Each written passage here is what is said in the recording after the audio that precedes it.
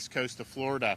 We've also been able to tour. We did a driving tour of Siesta Key, was able to see some of the damage that was out there. Also saw what appeared to me to be some of the leftover debris from Helene that was, out in the street or whatnot.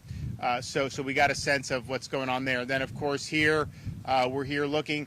I mean, there's damage behind me with some of these. Honestly, for the mobile home stuff, I thought there would be more roofs. So some of these mobile homes, I mean, they've done a lot better in Florida over the years. We flew in over a number of the communities as well. There were definitely some roofs that were really bad, but then there were others that did really well. Another thing I think I can say just by doing our tour with like Siesta Key, I mean, our buildings that were built, in the last 20, 30 years, I mean, they did very well. Trees, some of the structures were damaged. But you have some of those newer homes that have been built with more updated building code. They seem to fare very well. So we'll see as the damage assessments come in and as the reports. Now we have at the state level, we're continuing supporting search and rescue operations. As of this afternoon, at least 340 individuals and 49 pets have been rescued. Florida National Guard, Florida law enforcement, and urban search and rescue teams are continuing to work throughout the day. We've got a lot of rescue craft operational. Hundreds of rescuers are engaged in over 125 missions in 26 counties. Some of that's in conjunction with the local law enforcement and fire and other first responders. I know a lot of the sheriffs are doing a lot of good work. This storm came in the way it did. The dirty side of the storm was kind of Sarasota, Charlotte area, and then the northern side of the storm, it actually, instead of doing storm surge into Tampa Bay, it sucked it out, but the northern side of the storm had a lot of precipitation. I mean, they were just getting water dumped on them. So whereas Helene created a lot of storm surge in that part of the state, this one didn't do that there, but it created like inland flooding. And you're going to, so you see that in Pinellas and Hillsborough counties. You also got an awful lot of water dumped in the center and northern parts of the state on the northern side of the storm. So we're going to continue to respond for those as appropriate. Power. So as of the 3 p.m. update, we've got 3.2 million that are without power, 3.2 million accounts throughout the state of Florida. Since the storm hit, 880,000 have been restored. So we've basically had a storm that's had over 4 million power outages. I think that's probably similar to what we saw with Hurricanes Irma and Hurricanes Ian. And I know but on this one, we have 50,000 linemen. We had probably 40-some thousand for Ian. I don't think they had them pre-staged for Irma, but we've got over 50,000 linemen. So they are hard at work.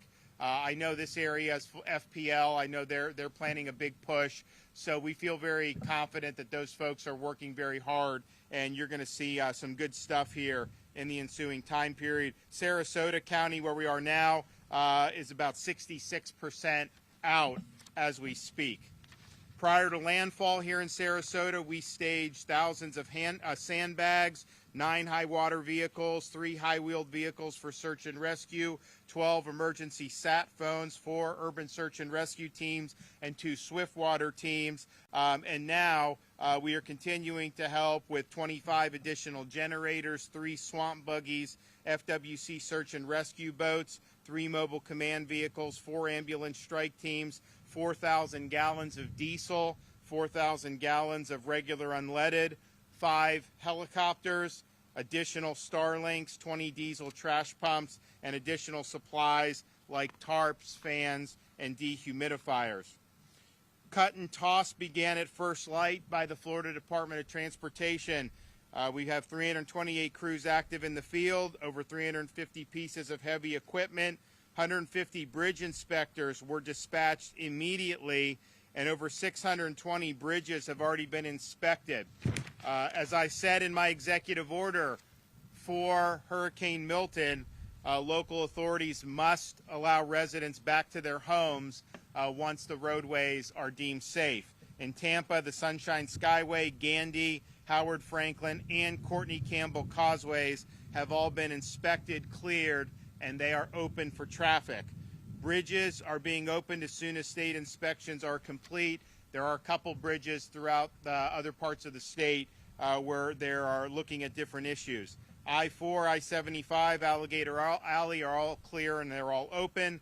US 1 and A1A have been cleared with the exception of A1A at Matanzas Avenue and Butler Beach. That's over on the other coast. Assessing a few areas where damage has occurred along roadways and bridges, such as washouts and flooding. That is continuing to go. There have been 5,000 traffic signals. 280 signals in the state are not currently operational. They're working to deploy generators to get those back up. If you come to a traffic light that is out, you treat it like a four-way stop. So just remember, that's how people are going to do.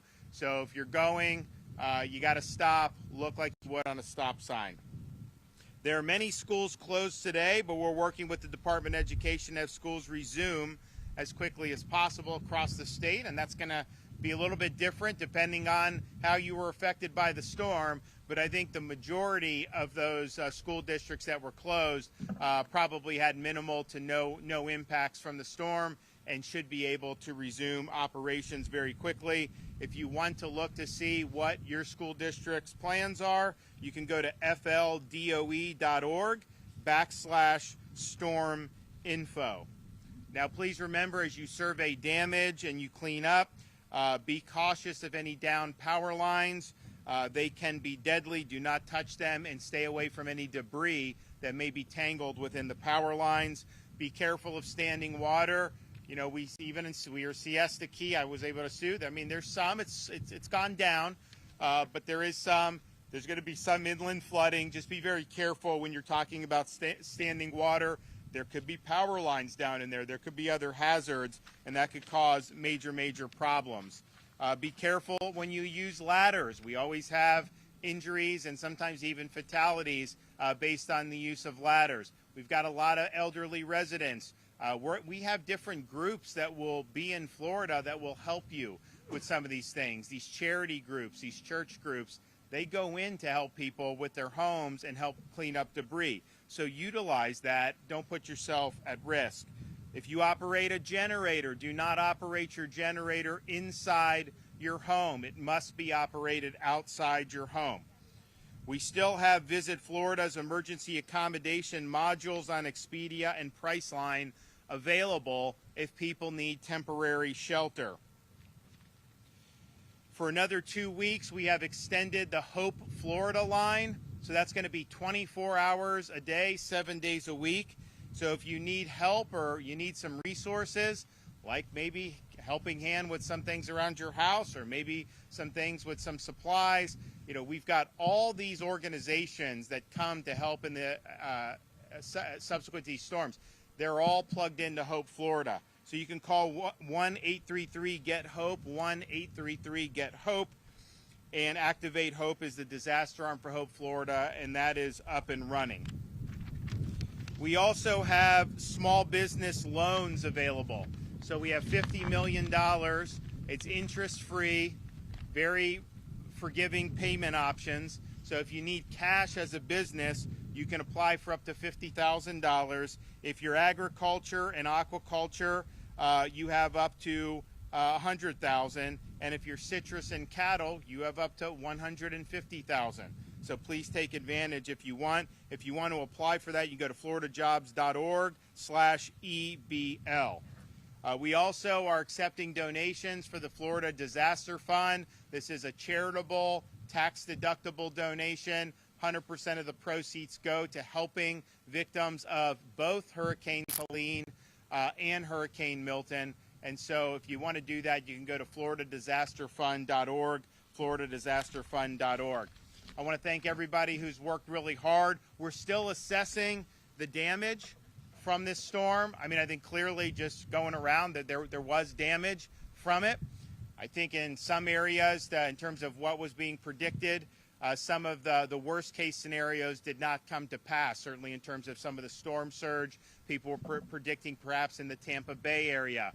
The storm did weaken as it made landfall. And so whereas it was churning ferociously off the Yucatan Peninsula, by the time it made it to the coast of Florida, those winds were a little bit tamer. Still enough to do a lot of damage, but in terms of our assessments and being able to bounce back, I feel confident we're going to do that as a state. This power restoration effort is underway by all the major utilities. They've had the people ready, and they know that this is something that's really important. So you've got a lot of people working on that.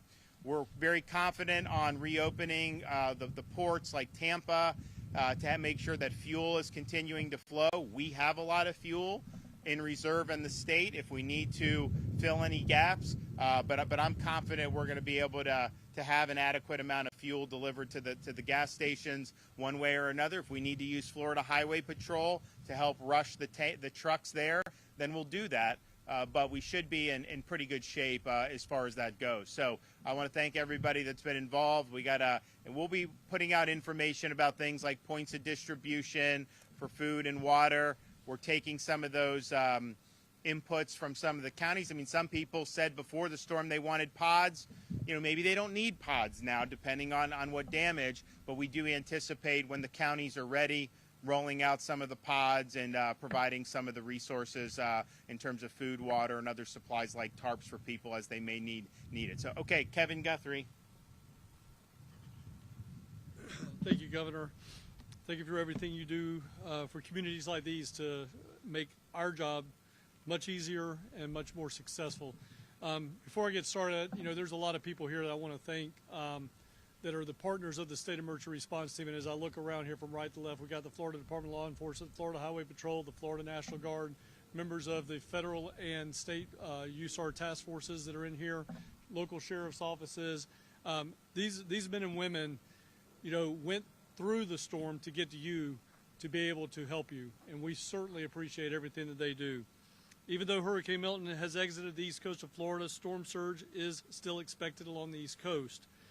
Major flooding continues along Hillsborough, St. Johns, and the Little Wekiva rivers, and water levels are forecast to continue rising, not going down. They're forecast to continue rising through those areas.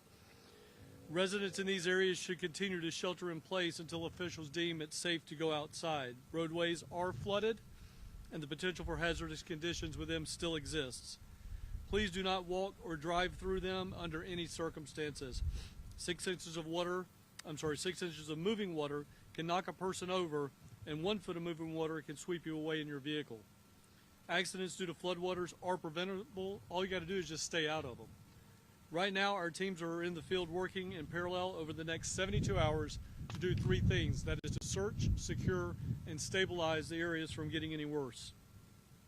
As these search and rescue missions continue to respond to Milton, please do not go out and visit impacted areas. You are inhibiting first responders by doing so. Listen to local authorities for updates on when it is safe. If you are sheltered in place or you're now returning home and you are outside, one of the first things you should do is document your damages. Make sure that you take a picture of all 4 sides of the outside of your home.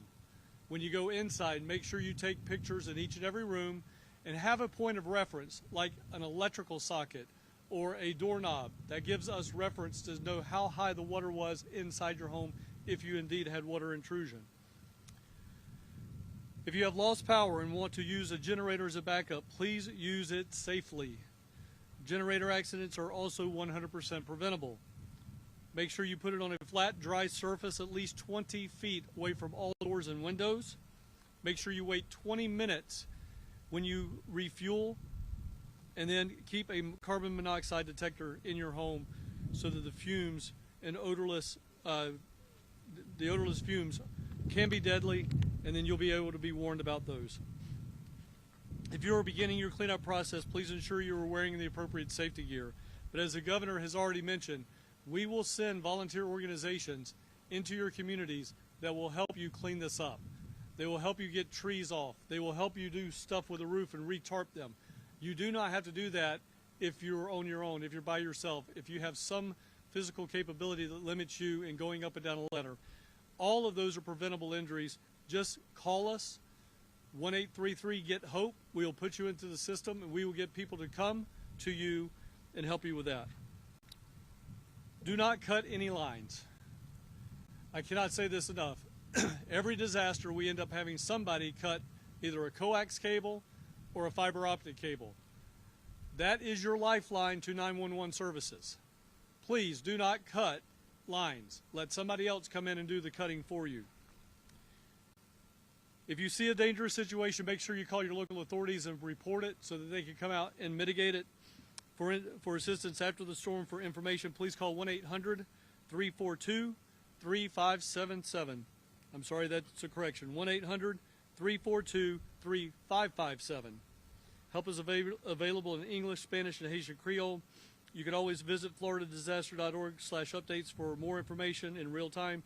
The best way to follow us and get those updates is follow us on X and Instagram at FLSERT and on Facebook at FDEM for, again, real-time updates. Governor, thank you so much. Appreciate your cooperation and assistance. Thank you, Governor, and good afternoon, everybody. First, I just want to express my deepest sympathy to everybody who has been impacted by these storms. I know many people have been impacted by not just Milton, but also Helene, and maybe some of you, even Debbie. These back-to-back storms are hard, and I know that there's been a loss of life. And when I brief the president and I give him updates, he continues to say, please make sure we're giving Floridians everything that they need. And so part of my reason for being here on the ground is to make sure I can understand what the impacts are. And as I've been able to go through Siesta Key this morning and see the impacts, talk to local leaders, talk to residents here, I can see the impacts. I heard the concerns. And one of those big concerns that I've heard continues to be the debris removal. The governor and I had a conversation about this pre-storm, and I assured him that we are going to be flexible in how we execute our authorities for those emergency debris removal measures that had to take place prior to the storm making landfall. And I will continue to make sure that we are bringing everything we need to support the Floridians in their response and their recovery from this event. When the governor asked for a pre-landfall emergency declaration, the president quickly approved that, and it gave us the ability to employ all of our search and rescue teams that we brought into the area, as well as some of our ambulances to support some of the response operations through the evening. We have additional resources that are staged throughout the state, and we'll continue to work with Director Guthrie on what his needs are and support him where he needs us the most. What I will say to close on this is just, again, my heart goes out to everybody that's been impacted. We have resources here. We are integrated really well with the state partners, Director Guthrie and his team. I will continue to provide the governor any resources that he needs. And just know that FEMA and the rest of the federal family will be here to support you throughout this recovery. Thank you. Also, just want to make clear again, as we're in this phase of getting our legs underneath us, assessing the damage, helping with rescues, stabilizing, getting people back on their feet, there may be opportunities that some people think they can take advantage of. I'm warning you, don't do that. If you loot, you will be held accountable. If you're doing things that violate the law, if you're going to try to take advantage of vulnerable people, we're going to throw the book at you. I mean, we even had some jackass chain a dog to a pole as the storm was coming. Florida Highway Patrol rescued the dog. It's now in Tallahassee. Honestly, it's a good dog, but I mean, it's traumatized from that. And so they're, we're watching over the dog now, but it's like, you see some of this stuff. And so as we see so much good and how people band together and respond and are out there with our first responders, people have been working around the clock since the beginning of the onset of the Helene emergency, nonstop for the last few weeks. You also see the flip side of that as you see some people who do a lot of really bad things. And so just know you're not going to get away with it. You will be held accountable one way or another. Okay, anybody have questions? What's the plan for the cell service? A lot of people in Tampa County don't have any cell service. So we do know that Verizon did have some issues. We'd already made calls to Verizon. They are working desperately to get that back up and running. That was more of a Central Florida issue. This here is going to be more of an electric issue and getting the power back onto the actual towers. But simultaneously, we will be moving generators in, working with the big three, which is T-Mobile, AT&T, and Verizon, to figure out where they need help If we need to provide them fuel, we'll provide them fuel for their generators. Whatever it is that they need to get those back up and running temporarily, we're going to step in and do that. We have the ability to do that. We're ready to do it.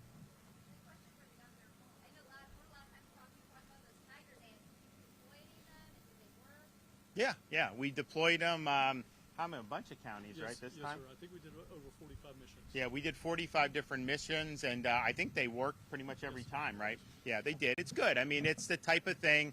Now, this storm was not as much of a surge event as Helene was. Now, there was some surge, certainly here in Sarasota, Charlotte. The Tampa area was not. They got their water from the rain. But, I mean, this isn't our Tiger Dam, but like, Tampa General, they put up, it works. It really does work. So the question for us is yes, that works. We obviously used it. Is there a broader application to those Tiger Dams?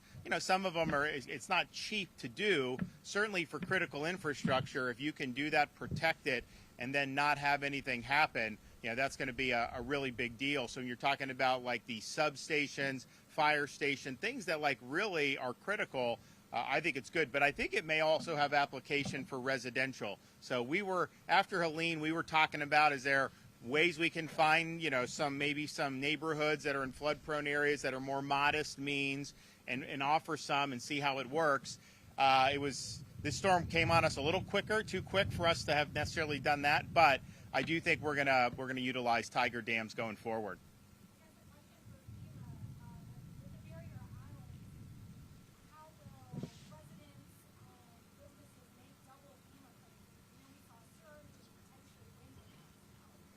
Yeah, so that's a great question. And so if somebody has had impacts from both Helene as well as Milton, I actually need them to apply for both scenarios, for both of those incidents, because they will be eligible for different funding and additional funding as a result of having double damages. And so make sure they apply for both. The caution that I give is making sure that as people are applying for one, that they're listing the dates as it relates to that one, because what we will see is we will see some bounce back, and we'll have to get more information if you apply for Milton but you're listing damages from Helene.